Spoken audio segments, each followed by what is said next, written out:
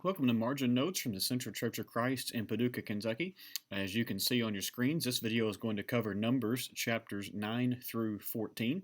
And if you're watching this for the first time, maybe just stumbled across it with a YouTube search, or maybe you just liked our Facebook page and wonder what in the world this is an ongoing series of videos that we do. We release a video. We strive for every other week. Every once in a while, we take a little gap in there, but we strive for every other Thursday where we share just some notes that are in the margin of my Bible. And as I've said before, some of these are notes I've had for a while, but I do study through these books also just for my own personal study and gain some new notes that I add to these as well. And so this is a help to me along the way as I study God's Word afresh, and hopefully these things encourage each of you as you study. One thing I always mention, and if you've watched these before, you're tired of hearing this, but I always recommend that you record these notes maybe in a notebook, or maybe you have a file on your computer or something. Evaluate them, think about them, study them, see if they're worthy of putting in your Bible, because we want your notes to be your notes. Maybe these help you along the way, though. So let's begin.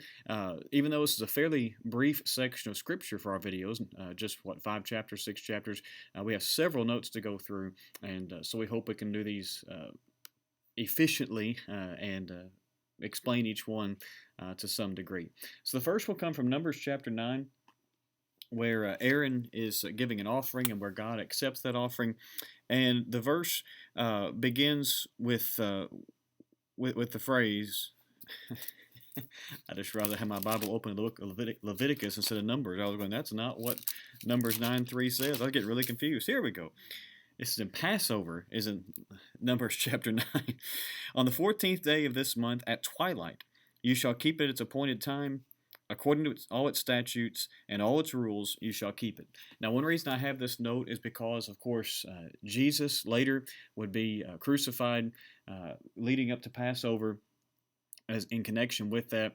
And you also have a connection there with twilight. And the reason I have this marked is what that literally means. At twilight literally means between the two evenings. We don't use the word twilight very often, but we typically think of right as the sun is going down. Maybe the sky is getting a little bit dark. There's kind of that mixture of maybe some light blue in the sky and dark blue in the sky, maybe a few sunset colors. There's a star twinkling or something. But this word really means literally between the two evenings.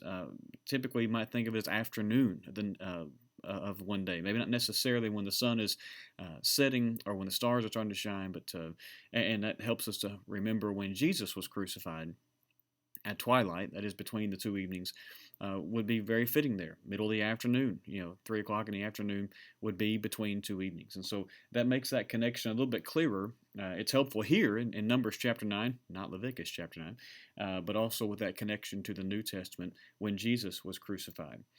Numbers chapter 9, you have the note on the screens, but let's read the verses, verses 6 through 8. And there were certain men who were unclean through touching a dead body, so that they could not keep the Passover on that day. And they came before Moses and Aaron on that day, and these men said to him, We are unclean through touching a dead body. Why are we kept from bringing the Lord's offering at its appointed time among the people of Israel? And Moses said to them, Wait, that I may hear what the Lord will command concerning you. Now, the note I have here is that the first Passover, way back in Exodus chapter 6, when the people were leaving Egypt, did not specifically mention uncleanness. But now, with Levitical law, there was no excuse, and notice the word here, for intentionally being unclean. And I should have for, and there are no excuse for intentionally being unclean. And that's one reason why Moses, in verse 8, talks about, let me hear what the Lord has to say about this. But as a reminder, when you read Exodus chapter 12, while you have a lot of commands about Passover, you don't have anything specifically about ceremonial washing or touching a dead body, uncleanness, that sort of thing. But now you have all these Levitical laws, all these things about the priests and the people being clean. And so now there's a question of why could these people not partake of the Passover? Or could they partake of the Passover? It's probably a better way of wording that question.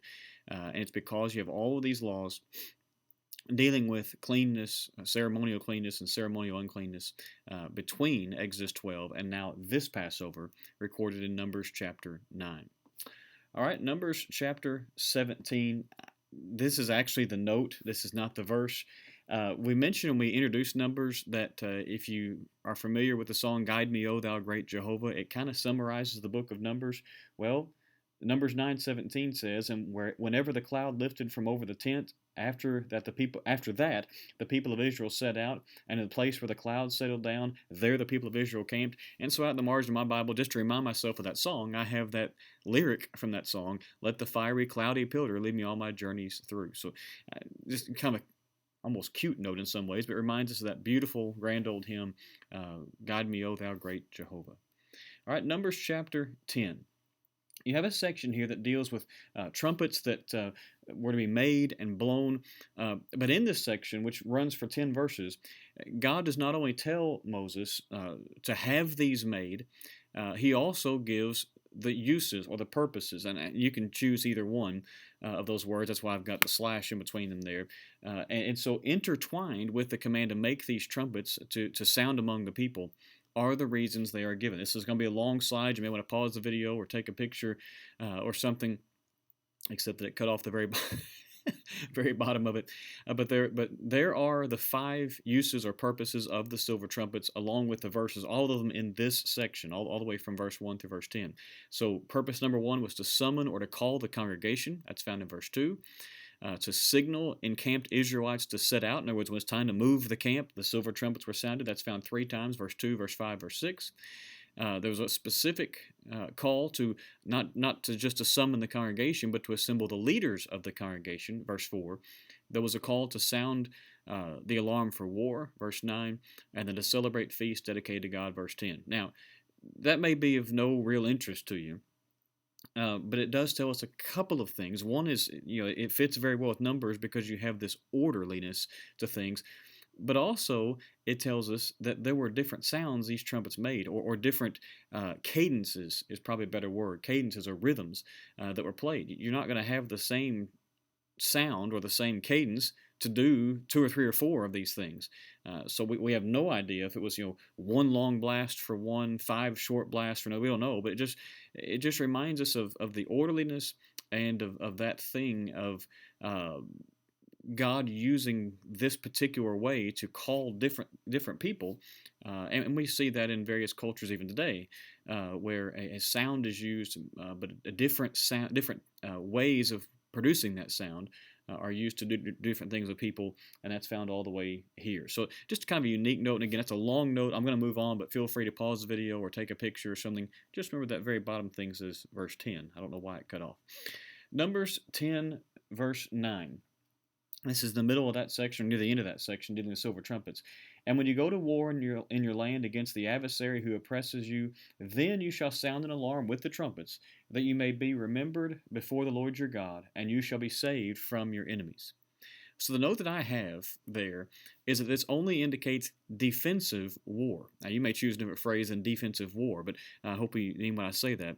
Now, you may not have room for this long of a note, but I also have this sentence: in the wilderness, Israel was to be traveling safely. They weren't to be bloodthirsty. When they were in the wilderness, they were not to be, picking fights. Here's people, let's have a fight. The only reason they were to be at war or in battle was to be defensive, just so they could travel safely, wandering toward the promised land as they went. So, a reminder there of what was supposed to be the peacefulness of God's people at this time, but if they were attacked, they did have the ability to have defensive war or to defend themselves. Again, you can choose your own wording if you choose to have that note. Before Numbers chapter 10, verse 11, you have a note in verse 11: in the 2nd year, in the 2nd month, on the 20th day of the month, the cloud lifted from over the tabernacle of the testimony, and then the people began moving. And so what I have here is that before this verse, Numbers 10, verse 11, through Numbers 22 and verse 1, covers 38 years. Now, the first, what would that be, 9.5 chapters of the book, have only covered a very, very short amount of time. But the book of Numbers covers about 40 years. This section of it, so what would that be, middle third, something like that, covers the vast majority of time found in the book. And you may not care about that sort of thing, but Numbers is one of those books that moves very slowly, very rapidly, and then very slowly for, what would this be, 12 chapters, 11 chapters, and then slows down again, basically, in the latter part of the book. And so just a good time marker there, that this section covers right at 38 years. that goes from chapter 10, verse 11 through chapter 22, verse 1. Of course, the chapter breaks, number breaks were added later, but frankly, this is a terrible place for a chapter break. You would think that this, 10, 11 would be the beginning of another chapter, since it sets a whole new chronology for the book. Numbers chapter 10, verse 32, we're introduced to a guy in verse 29 named Hobab, which is a very interesting Bible name. And I want to read actually from verse 29 through verse 32. You've got the note on the screen, but let's see what's going on here. And Moses said to Hobab, the son of Reu the Midianite, Moses' father-in-law, "We are setting out for the place of which the Lord said, I will give it to you. Come with us, and we will do good to you, for the Lord has promised good to Israel." But he, Hobab, said to him, "I will not go. I will depart to my own land and to my kindred." And he said, "Please do not leave us, for you know where we should camp in the wilderness, and you will serve as eyes for us. And if you do go with us, whatever good the Lord will do to us, the same we will do to you." Now, the next verse says, "So they set out from the mount of the Lord 3 days' journey." Is the they Moses and Hobab, or is the they simply the people of Israel? We don't know. But specifically, Hobab's response, here's the note, is not given. It doesn't say, "I will go," or "I changed my mind," or "I'm part of the they." But Judges 1:16 seems to indicate that he did go, and so does Judges 4:11. Now, you may want to mark the they in verse 33 and write includes Hobab, see Judges 1:16, or something like that. But even that can't fully be proven.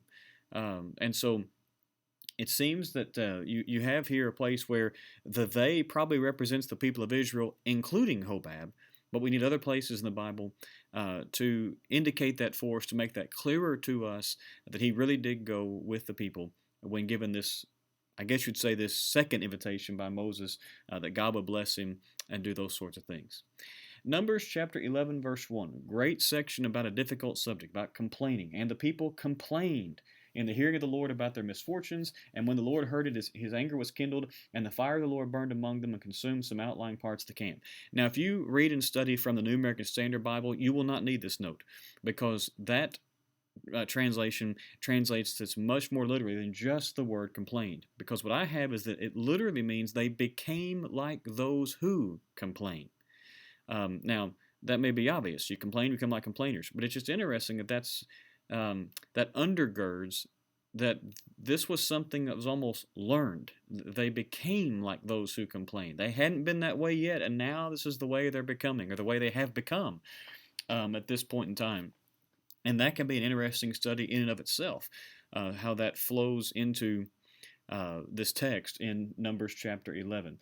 As I said, a great text on a difficult subject. I preached on complaining not that long ago, and thankfully not many people complain about it, but it's a heart-wrenching study when you think about it, because it's so easy to fall into in all of our lives. Not just, I should say, well, in the culture we live in any culture, it's easy to fall into this. Numbers 11 and verse 4, "Now the rabble that was among them had a strong craving. The people of Israel also wept again and said, 'Oh, that we had meat to eat.'" Who is this rabble? Is this just bad people? Well, I've looked at several commentary scholars and things, and most of them basically have to say this is what's most likely. They don't, not usually going to say this is, we know 100% who it is, but it probably is the mixed multitude who came out with the Israelites from Egypt. It's talked about in Exodus 12 and verse 38. Exodus 12:38 talks about how there were others who left Egypt other than the Israelites. They began to believe what was going on because of the plagues and all of that, and they're called a mixed multitude. They're not Israelites. Now, in Numbers 11:4, it seems that same group of people is probably called the rabble, or it possibly could be a mixture of the mixed multitude and some Israelites who became just rabble rousers, to use a modern term, more modern term there.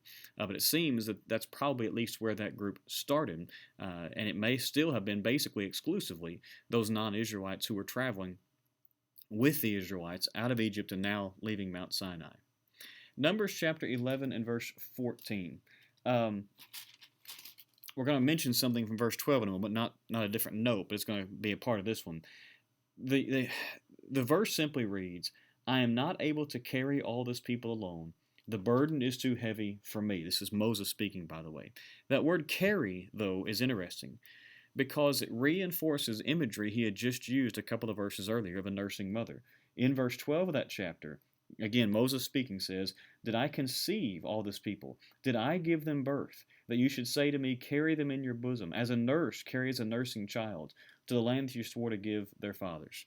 So he has this imagery here of, look, I'm leading these people, but it's not like I'm their mom. I didn't conceive them. I didn't carry, I didn't give birth to them. And now in verse 14, even that idea of carrying them, I'm not able to. Like a mother can carry a nursing baby, I can't carry a nation. And so he's reinforcing that same imagery in this time where he's really struggling. And rightfully so, it seems. But he carries that imagery through to reinforce it as he makes his plea before God. Numbers chapter 11 and verse 16, where the solution God gives to Moses is to have 70 men. But who are these people?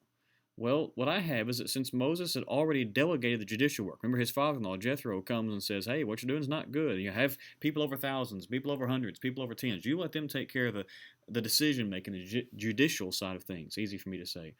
It seems if that was taken care of, then that these 70 elders were likely more some type of spiritual support. Now, I didn't add this to the note, but some suggest that possibly they were even there to support Moses. In other words, not just the people, but maybe they were almost like a collection of people from Moses to vent to ask questions of, but it would seem more likely that they helped Moses by helping the people spiritually. So he wasn't having to answer all the judicial questions earlier, and now he's not having to answer all the spiritual questions. The people can go to certain leaders to answer questions and to get help in that sort of way.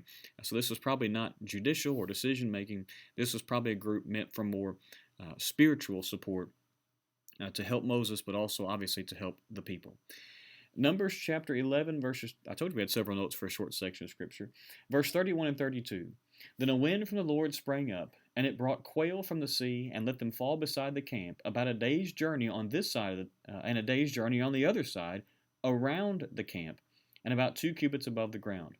And the people rose all that day and all night and all the next day, and gathered the quail. Those who gathered least gathered 10 homers, and they spread them out for themselves all around the camp. Okay, so the note I have is that the quail were outside the camp, which is where uncleanness was. And that also then the people went outside the camp, which is also away from God or God's presence, the tabernacle, to get it. Now, was the quail a blessing from God? Yes. Okay, it will lead to a plague here in just a couple of verses we're not going to study in this video. But it is interesting where God put it was away from the tabernacle, outside the camp, and the people had no qualms about going out there and leaving the camp, going where uncleanness was, going away from the tabernacle in order to pick up this meat, this quail, to eat. It just says something about where their heart is, at least in a subtle way, that they would do that. Numbers chapter 12. You have Miriam and Aaron going against Moses, and the punishment is given. Verse 10, when the cloud removed from over the tent, behold, Miriam was leprous like snow. And Aaron turned toward Miriam, and behold, she was leprous. That little phrase, like snow, now that's what it means. Her skin became covered with something that whitened the skin color, the pigmentation, obviously. But there also possibly could be irony. Because you may remember they complained against Moses taking a wife of the Cushites, which she would have had darker skin. Cush is either Ethiopia or at least a part of Ethiopia. And I'm not saying it's in some sort of racial way, but just by throwing in the phrase like snow shows there might have been a bit of an irony to the punishment, besides because leprosy in Scripture is just a skin disease. It's many skin diseases. But the fact that she was leprous like snow, that was the type of skin disease that she was struck with, may have had a hint of irony to it, since Moses was marrying someone who would have had likely very dark skin, certain somewhat dark skin. Now, Moses would have had darker skin as well, being from the Middle East, but her being from Cush or Ethiopia likely would have been quite dark-skinned. And so this could have been a little bit of an irony in the punishment that Miriam received. Jumping all the way over to Numbers chapter 13, verse 20, when people go into Canaan. verse 17, Moses sends the spies into Canaan and tells them what to do, where to go, and all those sorts of things. I'm trying to find a good place to pick up here. Let's pick up verse 19. And whether the land that they dwell in is good or bad, and whether the cities they dwell in are camps or strongholds, and whether the land is rich or poor, and whether there are trees in it or not, be of good courage and bring some of the fruit of the land. And then the author Moses adds this: Now the time was the season of the first ripe grapes. Okay, so what? When was that? Well, typically in that region, that's late July. So this is a little bit of a time marker. It's roughly 2 months after leaving Sinai. It also, by the way, is a sign of God's graciousness because they didn't come at a time when there was nothing to pick. But also, this is to them would have been a time marker. We know when grapes are ripe, and so this would have been, according to our calendar, basically late July, possibly early August, but roughly 2 months after leaving Sinai. So of a time marker, but also, of course, a note there of God's graciousness. Numbers chapter 13 and verse 28, you have a reference the spies give to who is there. The people who dwell in the land are strong, the cities are fortified and very large. Besides, we saw the descendants of Anac there. Now, this is one of those notes that takes some space, but it's just interesting. Anac was an actual clan name. In other words, there were people called the Anakites, or the descendants of Anac. But the Hebrew equivalent of the word Anak also means neck. And so possibly this means these were long-necked people, or that they had reference to something that went around their neck, an ornament, a necklace that described their clan. Now, it is an actual clan name. So, but you also possibly here in that name have a reference to either what they look like, long-necked, tall, or that they wore something on or around their neck to show their clan, to show their people, to show their heritage, something along those lines. And the people would have immediately known exactly what that looked like when the people said, we saw the descendants of Anac there. And so possibly that's why they specifically mention that group of people. Numbers 13:32, as the bad report is being given, they brought to the people of Israel a bad report of the land that they had spied out, saying the land through which we have gone to spy it out is a land that devours inhabitants and all those sorts of things. Bad report is not a bad translation. I didn't mean that to be funny. But really what it means is it was evil. It was false information. Now, the things they were saying were true-ish. The people probably were large. The cities probably were fortified. But we looked like grasshoppers in their sight. That's overstating it just a bit. Today's English version has a false report instead of bad report. That's basically what the word means. That they were giving information that was, sort of true, sort of false, sort of, skewing it the way they wanted it to be as they gave this report. And then also in that, verse 33, and there we saw the Nephilim, or the Nephilim, the sons of Anak who come from the Nephilim, and we seemed to ourselves like grasshoppers, and so we seemed to them. Who are the Nephilim? Well, these are creatures, beings, whatever word you want to use from Genesis chapter 6, who are used here to paint the worst possible portrait. They're giants, mentioned in Genesis chapter 6. Well, now the descendants of those people are there, but they say, we saw the Nephilim. Now, we saw those from way back in Genesis 6. And basically the idea is, what happened back in Genesis chapter 6. God destroyed everything, right? That's what they're trying to do. They're painting the worst possible picture, the worst possible portrait of this land in order to completely terrify the people so they don't have to go fight because they don't feel like they can do it. Numbers chapter 14, as the people rebel against Moses, as they listen to this terrible report, and all the people of Israel grumbled against Moses and Aaron, the whole congregation said to them, here's the place, would that we had died in the land of Egypt, or would that we had died in the wilderness. That phrase, would that we had died, is found twice in that verse, and it reminds us that the punishment will match that. Verse 29, verse 32, verse 33, verse 35, and a whole lot of the rest of the book of Numbers will tell them this generation, the ones who didn't believe, will die. They will die in the wilderness over the next 40 years. So when they say, would that we had died, that's what they get. They get what they asked for, basically, in this terrible, rebelling, this terrible fear that they had. Numbers 14, verse 9. Beginning of verse 8, let's read.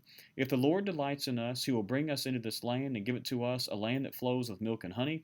Only do not rebel against the Lord, and do not fear the people of the land, for they are bread to us. Their protection is removed from them. and the Lord is with us. Do not fear them. Now this is Joshua speaking, but that word protection is very interesting because the word literally means their shadow or their shade. And considering what part of the world they're in, such an arid climate, this is a word picture. Their shade basically has been taken away from them. Joshua uses a word that means all of these things, but that could mean something like their shade. And so God's taking away anything that could protect them if the people would just go in and fight, will do what God said. But they refuse because of their fear. Numbers 14, verse 25.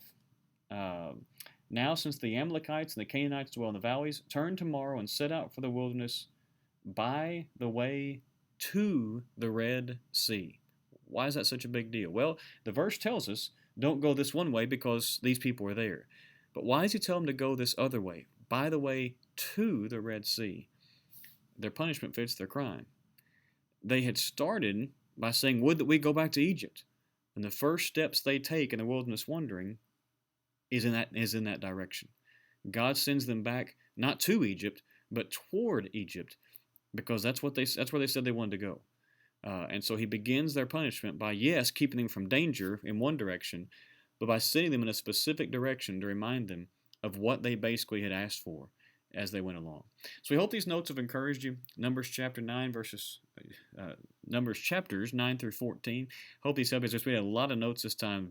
And there's several more we could share. This is a very powerful section of Scripture, especially those last couple of chapters dealing with the spies going into the land and that text, the people rebelling, leads to the wilderness wandering in earnest as we go along. So we hope that you will subscribe to our YouTube channel or our Facebook page. We release this on both those platforms every couple of weeks. We're back in a couple of weeks with another video on Numbers, beginning in chapter 15, and we hope that you will keep continuing to watch and share the word about what we're trying to do through these videos. Hope these encourage your Bible study as always. We hope these videos help you to read the Bible, study the Bible, and live the Bible. Thanks for watching.